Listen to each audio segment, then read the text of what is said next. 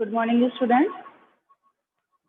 Today's lecture आज हम type of banks के बारे में पढ़ेंगे थोड़ा सा। तो आज का जो हमारा लेक्चर होगा वो बैंक्स के टाइप्स के ऊपर है। There are different type of banks here, but आज हम केवल 3 बैंक्स के बारे में ही पढ़ पाएंगे। तो यहाँ पर मैंने कुछ बैंक्स के नाम लिए हैं जो आपकी बुक से ही हैं, तो आपको प्रॉब्लम नहीं होगी। आप अपने साथ अपने पेन पेपर और रफ नोटबुक लेकर बैठें, जिससे कि कुछ जो पॉइंट्स हैं उनको आप नोट डाउन करते रहें। तो सबसे पहले स्टार्ट करते हैं कॉमर्शियल बैंक से। कॉमर्शियल बैंक बेटा यहाँ पर आप लोगों ने बैंक हम लोग जाते हैं, सभी जाते हैं। आज की डेट में हमारे जितने भी काम होते हैं सब बैंक के थ्रू ही होते हैं। मनी डिपॉजिट करना, सैलरी आ रही है मम्मी पापा के अकाउंट में, या आपको एक्सपेंसेस दे रहे हैं, एटीएम हम लोग यूज करते हैं। लेकिन एक्चुअल में प्रॉब्लम क्या है कि हम लोग बैंक यूज करते हैं लेकिन हम जानते नहीं है कि वो किस टाइप की कैटेगरी के बैंक में आता है। तो डिफरेंट टाइप की बैंक है यहाँ पर। First one is commercial bank के बारे में हम यहाँ पर पढ़ेंगे।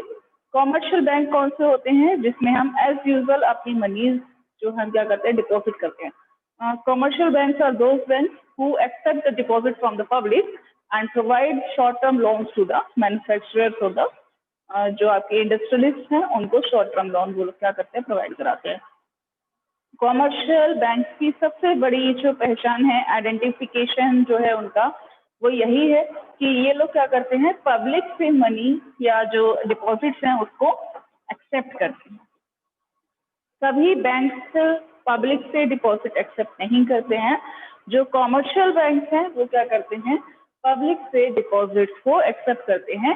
जैसा कि हमने अपनी प्रीवियस वीडियो में कल पढ़ा था, उसमें मैंने आपको एक साइकिल बताई थी जैसे बैंक में वर्क होता है पूरा प्रोसेस, कि जो ह्यूमन पर्सन है उसके पास एक्स्ट्रा मनी है, उसने क्या किया, अपनी एक्स्ट्रा मनी को बैंक में डिपॉजिट कर दिया। बैंक उस मनी को क्या करता है, आगे फर्दर जो मैन्युफैक्चरर्स होते हैं या बिजनेसमैन होते हैं उनको एज अ लोन उस मनी को प्रोवाइड कराता है, और फिर वहां से हायर इंटरेस्ट रेट चार्ज करके आपको लोअर इंटरेस्ट प्रोवाइड कराता है। ये जो काम है, जो प्रोसेस है पूरा, ये मेन काम कॉमर्शियल बैंक का होता है। कॉमर्शियल बैंक जो गवर्न किए जाते हैं, हम लोग नॉर्मली ये मानते हैं कि वहाँ पे जो रूल्स रेगुलेशंस चलते हैं वो आरबीआई के चलते हैं। ऑब्वियसली चलते हैं, रूल्स रेगुलेशंस आरबीआई के चलते हैं। जितने भी इंटरेस्ट रेट हैं वो आरबीआई ही फिक्स करता है, हमारा जो सेंट्रल बैंक है। उसके बारे में कल हम डिटेल में पढ़ेंगे। बट यहाँ पर जो ये गवर्न किया जाता है कॉमर्शियल बैंक, इसके लिए एक्ट बनाया जाता है, बैंकिंग रेगुलेशन एक्ट 1949। इसको लिख लीजिए। इस पर्टिकुलर एक्ट के अंडर में ये जो बैंक है वो गवर्न किए जाते हैं। बैंकिंग रेगुलेशन एक्ट 1949 के अंडर में यहाँ से बेटा एमसीक्यू या फिलअप जैसे क्वेश्चंस बहुत सारे बनते हैं। तो डेट्स है, ये छोटे छोटे पॉइंट्स यहाँ पर बहुत इंपॉर्टेंट और मायने रखते हैं।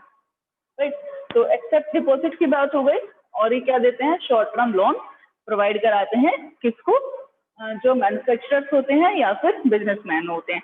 ये बात ध्यान रखिएगा, जो हमारे लोन है, लोन पर इंटरेस्ट रेट हमेशा कैसी रहती है, हाई रहती है, जबकि जो डिपॉजिट्स हैं, डिपॉजिट्स पर इंटरेस्ट रेट लो देते हैं। तो जो इनके बीच का जो डिफरेंस है, हायर और लोअर के इंटरेस्ट रेट के बीच का जो डिफरेंस है, वो इन बैंक्स की मेन इनकम मानी जाती है।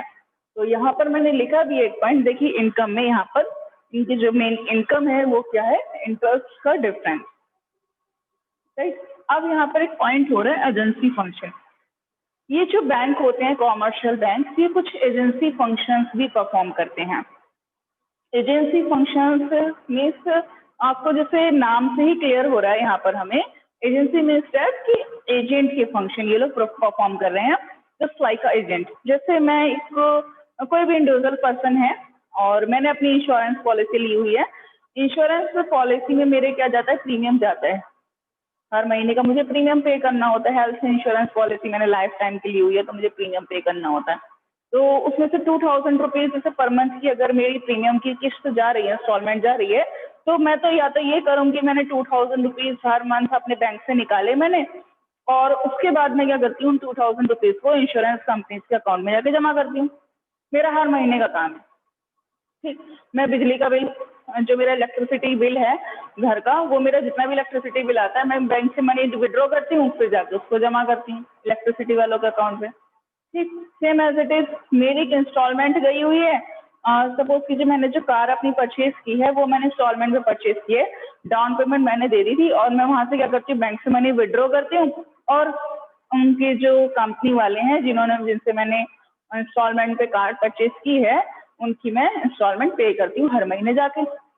ये क्या है कि मुझे हर महीने याद रखना पड़ेगा कब मेरी इंश्योरेंस की डेट है, इंश्योरेंस प्रीमियम की, कब मेरी कार के इंस्टॉलमेंट की डेट आ रही है, कब मेरी इलेक्ट्रिसिटी बिल की पेमेंट की डेट आ रही है। तो इस पर्टिकुलर वर्क से बचने के लिए ह्यूमन पर्सन जो इंडिविजुअल पर्सन है वो हम सब चाहें तो बैंक की सर्विसेज ले सकते हैं इस काम के लिए। तो बैंक इस पर्टिकुलर सर्विसेज के हमसे एक्स्ट्रा मनी चार्ज करता है। हम क्या कर सकते हैं, बैंक को अपने पर्टिकुलर एक डाटा दे सकते हैं कि हमारी इंश्योरेंस पॉलिसी है, इसका इतना प्रीमियम डिपॉजिट होता है। बैंक हमारे अकाउंट में से हर महीने उतनी पर्टिकुलर अमाउंट इंश्योरेंस पॉलिसी के जो कंपनी है उनके अकाउंट में क्या कर देते हैं, ट्रांसफर कर देते हैं। मेरा इलेक्ट्रिसिटी पेमेंट मेरे बैंक से हो सकता है, मुझे मेरे मोबाइल पे सिर्फ मैसेज आ जाएगा कि मेरे अकाउंट से इतने रुपए कट के किसमें जमा हुए हैं, इलेक्ट्रिसिटी बिल जमा हुआ है, मेरी कार की इंस्टॉलमेंट चली गई है। तो इस तरीके से हमारे जो मीडिएटर वाले वर्क हैं उन सबको करता है बैंक। उसके बाद तो कुछ हमसे एक्स्ट्रा मनी चार्ज करता है।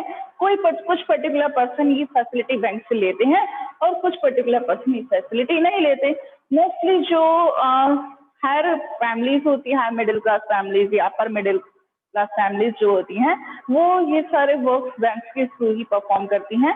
खुद उनके पास इतना टाइम नहीं होता कि वो अपनी इन सभी पेमेंट्स का ध्यान रख पाए या फिर इतना टाइम निकाल पाए, या तो वो अपने ये सब काम किसी अपने सर्वेंट के थ्रू करवाते हैं या फिर वो बैंक से ये सर्विसेज अडॉप्ट कर लेते हैं और कुछ उसके बदले में चार्जेस पे करते हैं। So that's why agencies functions are those functions in that जिसमें जो बैंक है आपका वो एज अ एजेंट वर्क करता है, as a third party agent काम कर रहा है। प्रीमियम मुझे पे करना था और इंश्योरेंस कंपनी को प्रीमियम लेना था, तो बैंक ने वहां पे एज अ मीडिएटर वर्क किया, मुझसे प्रीमियम लेकर मेरे अकाउंट से उनके अकाउंट में डिपॉजिट कर दिया और बदले में क्या ले लिया, अपना कमीशन बीच में। तो हम कुछ परसेंट जो एजेंसी फंक्शन के जिनके चार्जेस होते हैं वो उनको दे देते हैं। हम बैंक से एटीएम फैसिलिटी भी तो लेते हैं, एटीएम फैसिलिटीज हमने लिया, अपना एटीएम बनवाया तो एटीएम के चार्ज करते हैं। हमारे पर ईयरली हमारे अकाउंट से एटीएम सर्विस के क्या करते हैं, अमाउंट कट होती है। मैसेजेस फैसिलिटी हम लेते हैं अपने अकाउंट पे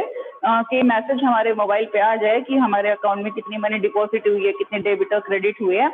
मैसेजेस फैसिलिटी भी अगर हम लेते हैं तो फिर हमें क्या करना पड़ता है, उसके लिए भी अलग से पेमेंट करना पड़ता है, yearly payment. So that's just like in the agency function too. आगे देखते हैं एजेंसी फंक्शंस भी ये जो बैंक है वो क्या करते हैं, परफॉर्म करते हैं। आफ्टर दैट इनकम का मैंने बता दिया। अब ये जो बैंक होते हैं कॉमर्शियल बैंक, ये 2 टाइप्स के होते हैं। First one is foreign commercial bank and the second one is Indian commercial bank. Foreign commercial bank जैसा कि इसके नाम से क्लियर हो रहा है, मीन्स ऐसे बैंक जो कि फॉरेन कंट्री के हों। मीन्स वो जो बैंक होते हैं वो रजिस्टर्ड तो फॉरेन कंट्री में होते हैं, अदर कंट्री में, बाहर की कंट्री में, just like in the America में कोई बैंक रजिस्टर्ड है, उसका जो हेड ऑफिस है वो अमेरिका में है, लेकिन वो अपने ब्रांच इंडिया में भी चलाना चाहते हैं, just like the bank of America. तो ये जो बैंक है ये फॉरेन बैंक की कैटेगरी में आते हैं।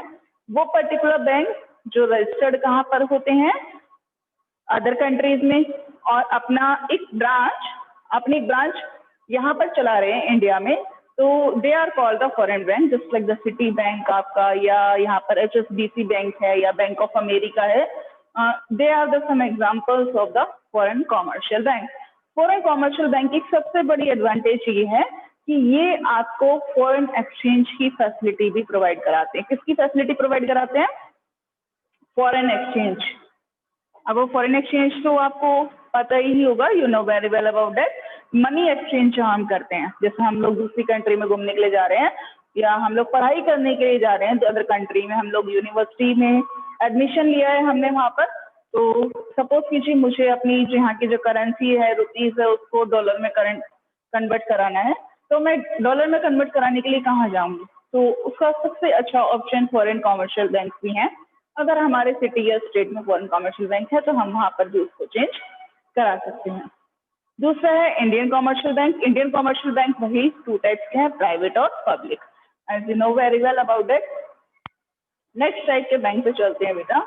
Industrial development bank. Industrial development bank इसके भी जैसे कि नाम से क्लियर हो रहा है, मुझे इसमें स्पेशल बताने वाली नहीं है, लेकिन फिर भी मैंने यहाँ पे पॉइंट्स लिखे हैं बहुत सारे, बिकॉज ऑफ मैं उसको वन बाय वन इंडिविजुअली आपको एक्सप्लेन करना चाहती हूँ। इंडस्ट्रियल मीन्स इंडस्ट्रीज के डेवलपमेंट में काम आए वो बैंक, वो पर्टिकुलर बैंक जो क्या करना चाहते हैं, इंडस्ट्रीज का डेवलपमेंट करना चाहते हैं। ये जो बैंक है आपके, ये स्पेशलाइज्ड बैंक की कैटेगरी में आते हैं।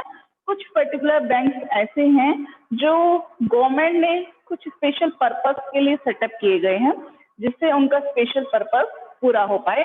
जैसे हमारा मेन मोटिव ये था 1991 की जब इकोनॉमिक पॉलिसी आई थी, ज़्यादा से ज़्यादा इंडस्ट्रीज डेवलप होनी चाहिए। तो इंडस्ट्रीज डेवलप करने के लिए वहाँ पर कैश की, फाइनेंस की कमी होती थी, लोगों के पास फाइनेंस नहीं होता था कि मनी कहाँ से अरेंज हो, हम लोग कहाँ से लैंड परचेज करें, कहाँ से बिजनेस को ग्रो करें, लोन कहाँ से लें, तो उसके लिए पैसे की कमी होती थी। सो दैट्स व्हाई यहाँ पर इंडस्ट्रियल डेवलपमेंट बैंक को स्टैब्लिश किया गया था एट दैट टाइम। अब इसके कुछ मेन फंक्शंस यहाँ पे दिए गए हैं। फर्स्ट वन इज, ये लोग क्या करते हैं, medium and long term loan provide कराने की कोशिश करते हैं टू द इंडस्ट्रियलिस्ट। फर्स्टली इनका जो मेन काम होता है लोन प्रोवाइड कराना, किसको होता है, इंडस्ट्रीज को। जैसे ह्यूमन पर्सन मैं हूँ, मुझे कार लोन चाहिए, तो कार लोन के लिए मैं कहाँ जाऊंगी, कॉमर्शियल बैंक के पास जाऊंगी, not to the industrial development bank. और अगर मुझे बिजनेस के लिए लोन चाहिए तो मुझे प्रेफरेंस कहाँ मिलेगी, इंडस्ट्रियल डेवलपमेंट बैंक के लिए। मुझे अपना बिजनेस ग्रो करना है, इंडस्ट्री जब मुझे अपनी डेवलप करनी है, तो मुझे कहाँ प्रेफरेंस मिलेगी, इंडस्ट्रियल डेवलपमेंट बैंक में मुझे प्रेफरेंस मिलेगी। वहां पर मीडियम और लॉन्ग टर्म लोन वालों को ये लोग क्या कर देते हैं, प्रेफरेंस देते हैं। फर्स्टली उन लोगों को लोन देना प्रेफर करते हैं। सेकंड पॉइंट यहाँ पर दिया है, हर एस्टैब्लिशिंग न्यू इंडस्ट्रियल यूनिट। कोई भी पर्टिकुलर पर्सन जो नई इंडस्ट्रियल यूनिट सेटअप करना चाहता है, नया बिजनेस, नया फैक्ट्री, आप नई मैन्युफैक्चरिंग यूनिट आप लगाना चाहते हैं, इन दैट केस आपके पास अगर फाइनेंस की कमी है तो आपको फाइनेंस अरेंज कराने का काम कौन करता है, इंडस्ट्रियल डेवलपमेंट बैंक आपको बहुत इजीली फाइनेंस अरेंज करा देते हैं, वो भी बहुत कम इंटरेस्ट रेट पर। राइट, तो वो पर्टिकुलर पर्सन जो इंडस्ट्रियल यूनिट सेटअप करना चाहते हैं उनके लिए selling and shares of debenture. जो हमारी कंपनीज हैं, जिन कंपनीज में शेयर्स एंड डिबेंचर्स के सेल एंड परचेज का काम होता है, उन पर्टिकुलर कंपनीज के शेयर्स, डिबेंचर्स को, शेयर और डिबेंचर्स दोनों को सेलिंग कराने का भी काम करता है। मीन्स अगर हमें किसी कंपनी के शेयर परचेज करने हैं तो हम कंपनी से भी कांटेक्ट कर सकते हैं, जो मीडिएटर्स होते हैं मार्केट में उनसे भी कांटेक्ट कर सकते हैं, ब्रोकर से कांटेक्ट कर सकते हैं। Even we can also contact to the industrial development bank. हम इन बैंक से भी कांटेक्ट कर सकते हैं। इन बैंक से कांटेक्ट करके इनके थ्रू हम किसी भी कंपनी के शेयर और डिवेंचर्स में मनी इन्वेस्ट कर सकते हैं। This will be the secured way. ये क्या है, हमारे लिए सबसे सिक्योर वे है in comparison to the market में जो ब्रोकर्स बैठे हैं उनसे हम किसी कंपनी के शेयर और डिवेंचर परचेज करें। बैंक्स जो हैं वो गवर्नमेंट द्वारा एस्टैब्लिश किए गए हैं, सो डेट्स वाई इनसे किसी भी कंपनी की शेयर डिवेंचर परचेज करना ज़्यादा सिक्योर है। ये एक्ट एज अ अंडरराइटर, ये किसी कंपनी के एज अ अंडरराइटर भी एक्ट करते हैं, या तो शेयर सेल कराना कह लो या फिर एज अ अंडरराइटर। जो पर्टिकुलर वो मीडिएटर पर्सन जो किसी कंपनी के शेयर परचेज करके सेल करता है आगे, ठीक है, उसे हम अंडरराइटर बोलते हैं। क्या बोलते हैं, अंडरराइटर। ब्रोकर्स को जो किसी कंपनी की शेयर सेल आउट कराने में अपनी हेल्प देता है, खुद शेयर परचेज कर लेता है और फिर उसे दूसरों को भी सेल करता है, उसे हम अंडरराइटर्स बोलते हैं। ब्रोकर्स की कैटेगरी में उसको एक कैटेगरी और है ब्रोकर की, अंडरराइटर्स उनको बोला जाता है। तो ये एज अ अंडरराइटर्स भी वर्क करता है। नेक्स्ट इसमें दिया है loan for purchase land, plant and machinery etcetera. अगर हम कोई लैंड परचेज करना चाहते हैं अपने बिजनेस के पर्पज से, कोई प्लांट एंड मशीनरी परचेज करना चाहते हैं, इन दैट केस ये जो इंडस्ट्रियल डेवलपमेंट बैंक है ये हमारी बहुत हेल्प करता है फाइनेंस और लोन हमें प्रोवाइड कराने में। इसके बाद इसमें बेटा एक पॉइंट और है, ये जो बैंक होते हैं आपके, ये 2 लेवल्स के होते हैं। नेशनल लेवल पे भी वर्क करते हैं और स्टेट लेवल पे भी वर्क करते हैं। कुछ पर्टिकुलर बैंक स्टेट लेवल पे बने हुए हैं और कुछ नेशनल लेवल पर। लास्ट पॉइंट की तरफ आते हैं, एक टाइप का बैंक है हमारा द एग्रीकल्चरल बैंक। इसके भी जैसा कि नाम से क्लियर हो रहा है, एग्रीकल्चरल मीन्स ये जो बैंक है ये भी स्पेशलाइज्ड बैंक की कैटेगरी में आता है और ये एग्रीकल्चरल को प्रमोट करने के लिए, जो हमारी एग्रीकल्चरल एक्टिविटीज हैं रूरल एरियाज में, उनको प्रमोट करने के पर्पज से इसको स्टैब्लिश किया गया था।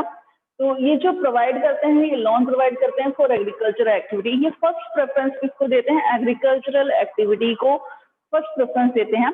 वो पर्टिकुलर पर्सन जो एग्रीकल्चरल एक्टिविटी के लिए लोन लेना चाहता है, उनके पास उसके लिए लैंड नहीं है परचेज करने के लिए, एग्रीकल्चरल एक्टिविटीज करने के लिए उनके पास लैंड नहीं है, फर्टिलाइजर्स नहीं है, उसको वो परचेज करना चाहते हैं, उसके लिए पैसे नहीं है, तो इन दैट केस ये उनको लोन प्रोवाइड कराना प्रेफर करते हैं।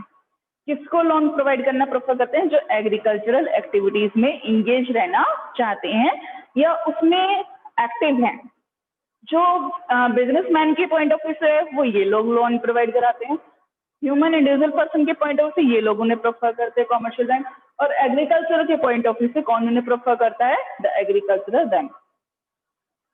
इसमें 2 टाइप्स के लोन दिए गए हैं, एक है short term loan for fertiliser, दूसरा दिया गया है long term loan for land और ट्रैक्टर्स। अगर हमें लैंड और ट्रैक्टर परचेज करने हैं तो हमें लॉन्ग टर्म लोन लेना होगा, फर्टिलाइजर्स परचेज करने हैं तो शॉर्ट टर्म लोन हमें मिलेगा।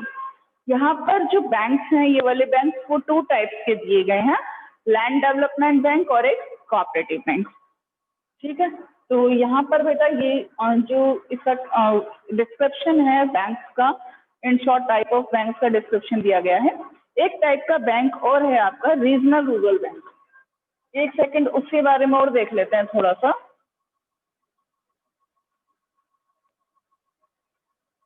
Just minute.